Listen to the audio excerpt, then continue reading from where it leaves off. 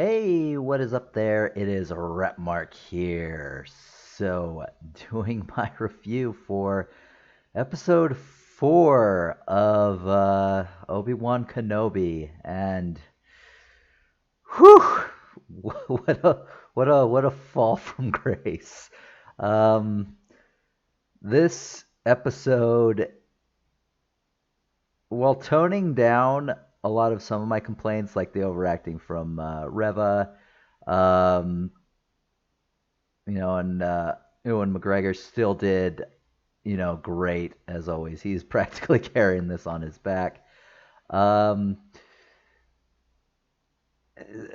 but yeah, a lot of like just villains being stupid still continues here.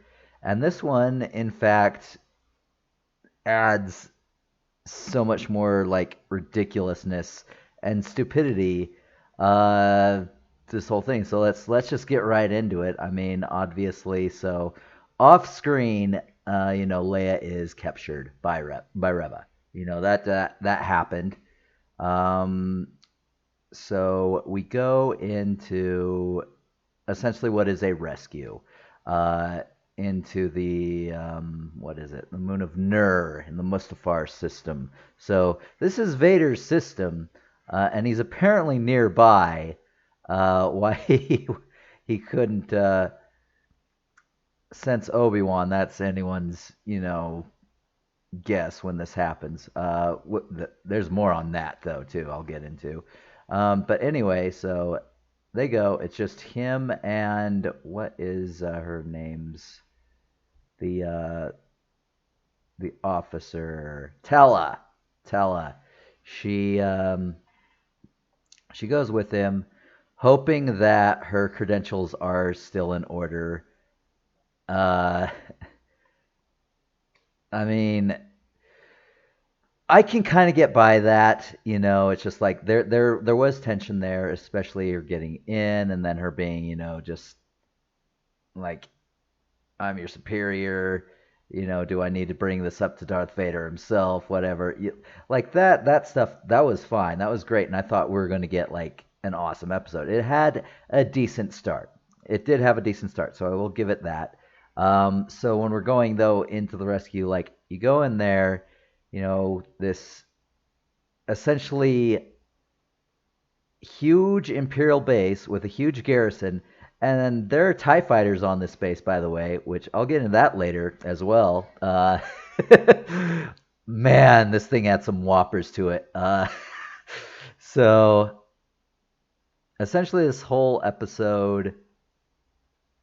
Okay, well, before we go into that, so she gets in, and then immediately she just starts talking to him, like whispering on this thing, like, "Okay, we're in." Like, and the first thing, like, it shows another Imperial officer sitting there, like looking at her, and then it's just sort of glazed over. It's never mentioned it again. She's clearly doing something shady, but yeah, apparently not shady enough. And oh gosh, it's so weird. And then at one point, an officer comes in. It's just like, this is not your station. Come with me. Uh, so takes her out, and she takes him out uh, in this back area. You know, there's still two other people in there with her. No one says anything. There was there no noise? I mean, because when they come back to it a little later on, it literally shows that his body, or is I don't know if he's unconscious or dead, but it shows his body just laying there behind a shelf, behind I guess a data board, whatever, just lying there. And no one says anything. No one heard anything. No one saw anything. Uh, it's like, okay. And then um, Obi-Wan gets in, and there is some cool stuff with him. So essentially, he does begin to use the Force more. He's still kind of a little iffy on it. But there's some cool stuff, and I'll get more on that a little bit later. But then we go into the scene where, and this is a majority of the episode, it is literally carried by young Leia and Reva, and their acting. And I mean, the performance itself wasn't bad, but the material they were given with just made it seem worse, if that makes sense. So, I mean, the Inquisitors are obviously after not only former Jedi, but Force sensitive people to be collected and, killed and bodies saved, which I'll get into a little later again. um, and God, I lost my train of thought. I'm sorry, guys. Uh, but anyway, yeah. So she's clearly, obviously force sensitive, um, and she's strong enough to mentally block a trained Inquisitor from the Third Sister. Uh, just like, is this a staring contest? And she's visibly trying to, block her off, and just like, you're strong. And the thing is like she's trying to get this information from Leia. I mean, I think she knew the planet's name. I'm not sure if she knew like within what context or whatever. I'm not fully sure on that. I may need to see it again just to make sure.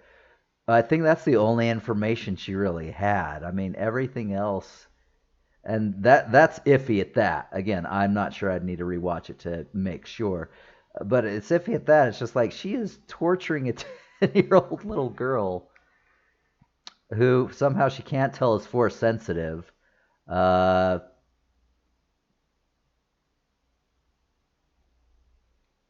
it just it blows my mind some of the inconsistencies in here. And somehow a 10-year-old is mentally strong enough to withhold her getting information from her mind. Like, I get what they're trying to do, and I get that, yes, Star Wars is for kids, essentially. I mean, kids to young adults. So, I mean, I get it, but this is like some of the stuff here in terms of writing and like how it's presented. It's just like this is for dumb children. And I know that there are, a few people who, got a lot out of it. They try to elicit emotional response from you. And I get it to a degree, but at the same time, like, this is just so weird. It's just like, if you're there just to ingest what's put in front of you, I mean, I guess I can get it, but if you look at it in any sort of depth, this is bad writing. This is piss poor capturing, directing, and writing, and it's sad. So what else we got? Where was I? But yeah, a lot of it is based on just Reva and Leia, and yeah, it's just kind of inconsistent. And again, she tortures somebody. The problem is they're trying to build tension, but there is no tension. Obi-Wan lives. Leia lives. The only people they can establish with tension is with the people that are literally new as of this show, and they're not doing that.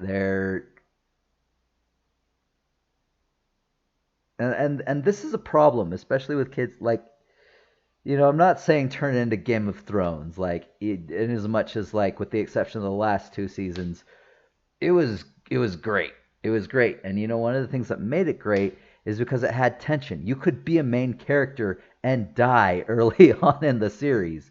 Like, again, you have to have tension. And if anyone has seen Star Wars, you can't build all the tension just on Kenobi and Leia because you already know what happens. They live. I I don't know. It just kind of bums me out that they're trying so hard to try to build up tension with these two, and it's just like, but why? All right, so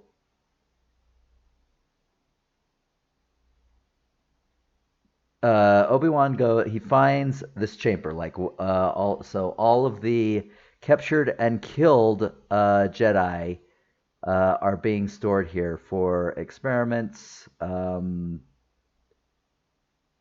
know, cloning, stuff like that. Essentially, I know a few series and maybe movies talk about it, but yeah, it doesn't. It's not ever fully like established, but it's essentially force experiments because they are force sensitives, um, all of them. So they keep their bodies, and you do see some,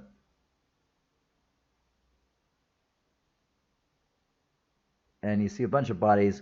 One of them that shows up, I forget what his name is, but he's a really old Jedi who helped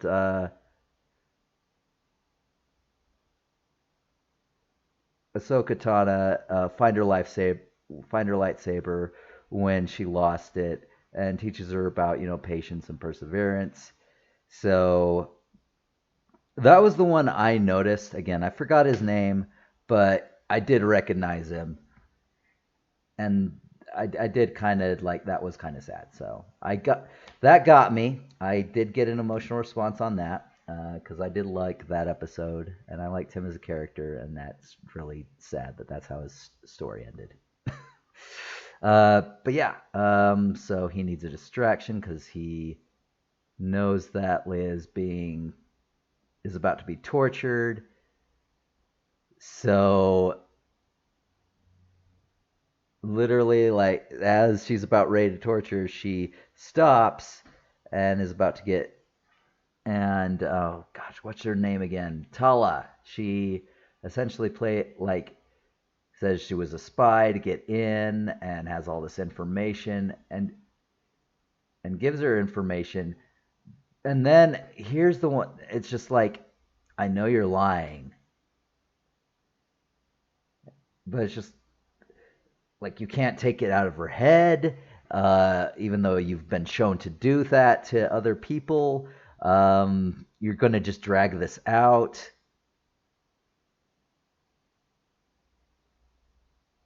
And then there was a cool scene when he's rescuing Leia, where he essentially, cuts one in half. You can't see him at all. And then the stormtrooper says something like, "There's no way out." Why? I don't know. I guess it's a callback or an Easter egg, maybe. But yeah. And then he gets killed. And that's kind of cool, but it just seems like a really weird thing to call out. Like, I didn't get it. My guess is, again, it had to be an Easter egg of some sort or a callback to a game, a movie, a thing of a show that I just don't know. Um, so yeah, they get out, and then they're spotted by a secret droid. And at this point, the station's on high alert. It is on high alert, and eventually the Tala and Obi-Wan and Leia they all join up, but they're being chased by stormtroopers and a death trooper.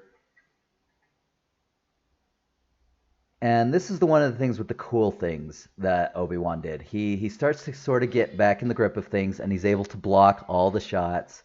Because again, if you know Obi-Wan lore, he is a master of like swordplay. He is the greatest lightsaber duelist in the galaxy.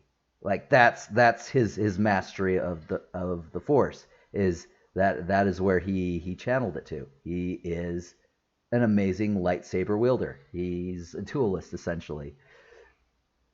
So yeah, that starts to come back, and that was kind of cool. He does make a mistake in deflection, hits the glass, so he holds that while they escape through some glass doors, and then he keeps holding it like.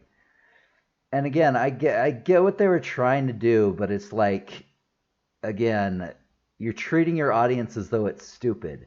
Like we get it. Obi-Wan is, he's rebuilding his connection with the Force. We got that. But there was no reason to do this because again, he waits until the doors are open and then he breaks all the glass on that side and then outruns the water into the blast door, which again the blast door is like a little like why did you do that? They would have still been trapped and in water and drowned, and I don't know. Again, there was a lot of really bad there was a lot of really bad writing in here, and a lot of treating the audience as though they were idiots, and it was oh gosh. So to continue on. Um, Obi-Wan is now dressed in an Imperial officer's uniform with a trench coat, which we've never seen, and Leia is underneath this trench coat. Keep in mind, this base is on high alert, and there are soldiers everywhere. I mean, they're meandering and wandering around, looking around for stuff. Just I guess to look like it's in high alert, but good grief, no one noticed it. And this guy has a beard. You never see a beard on Imperials. Never. We've seen mustaches, for sure. We've seen mustaches, and kind of goes, some that even go down like into, I guess, a sort of like beard straight down, but we've never seen full on beards with Imperials. I guess they're professionals, so beards are not considered very professional. So that is what that is. So no one notices this old looking dude in an imperial trench coat, which I've never seen the Imperials have a trench coat. I don't know if that's a thing, even. Walking around like he has a freaking tumor in his belly or something, and she's peeking out from under it. She's peeking out. No one notices that. There's soldiers everywhere. I don't get it. I really don't get it. This. Oh my god. It was bad to the point of silly. Like not to the point where it was good bad, enjoyable bad, but it was definitely silly bad. Like I just laugh about how absolutely absurd it was for some of these things to happen. Oh my gosh. And then they're almost, to the launch pad to get on a ship, and Reva comes out just like, traitor. Was it worth it to cast off everything you believed in for a child?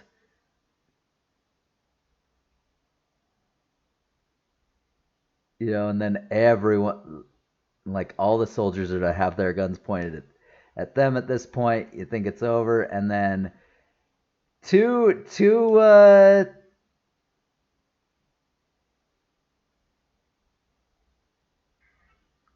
ships come out of nowhere from the path, and they blast all the soldiers on deck somehow, like the best shot ever. And Reva's just like blocking these shots, and I'm just like, oh my god, are you serious? These are huge, heavy blaster shots, like, and you're gonna deflect that. Okay. Like, if anyone can give me an example of where a ship's blaster was deflected by a lightsaber, that's not from the sequel trilogy, thank you very much. If anyone could give me a reference from any show or movie that's not from the sequel trilogy of someone deflecting a actual ship blaster, let me know in the comments for reals, because I want to know if that's a thing, because that to me just seems utterly ridiculous. But anyway, uh, so that happens. They get away, and then as the last ship leaves, she throws a box at it, and it goes down, and someone dies. So I watched this last night. I've forgotten some of the names, but anyway, I don't know who this guy was.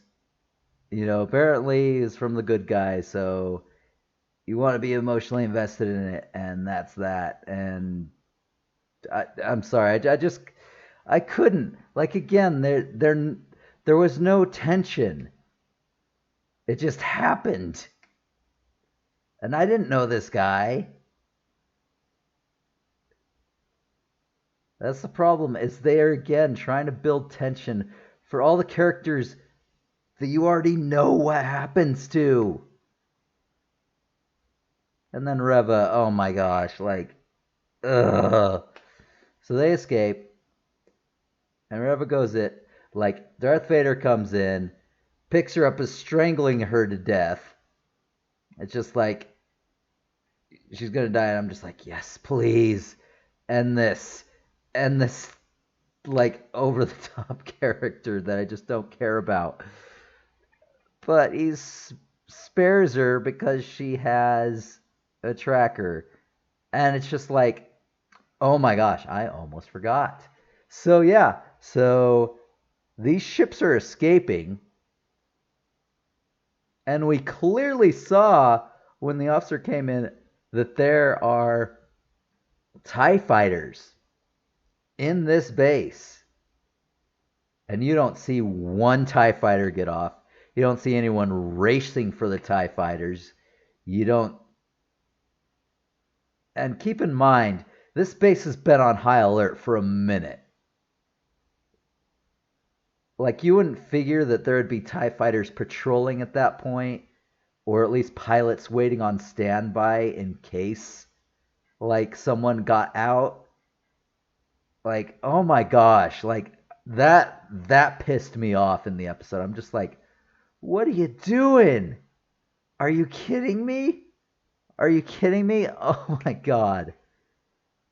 Yeah, and then Darth Vader lets Reva live because she planted a tracker. Even though, why would that have even been necessary? You're in a huge base that has,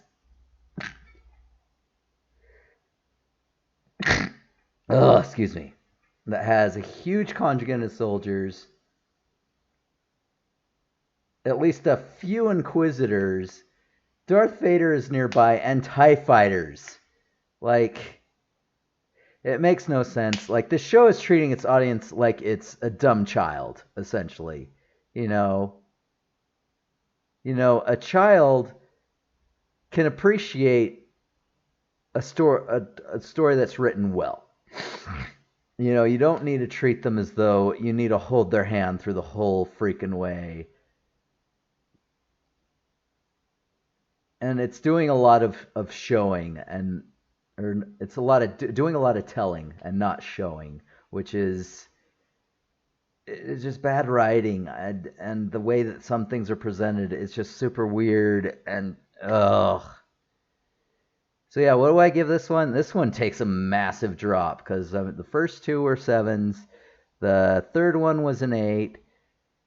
This one I'm giving a 4 because this is very below average.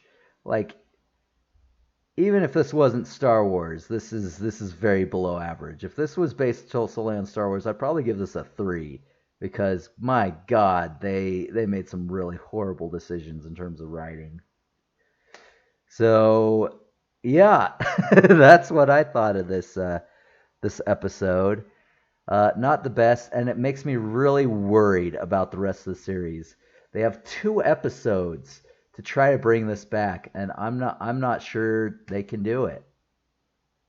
Because again, the direction they've taken this is they're treating their audience like it is an unintelligent child. and it's really kind of sad and borderline offensive. So, anyway, those are my thoughts on it. So, I hope you all enjoyed, and I'll catch you guys next time. So, see ya.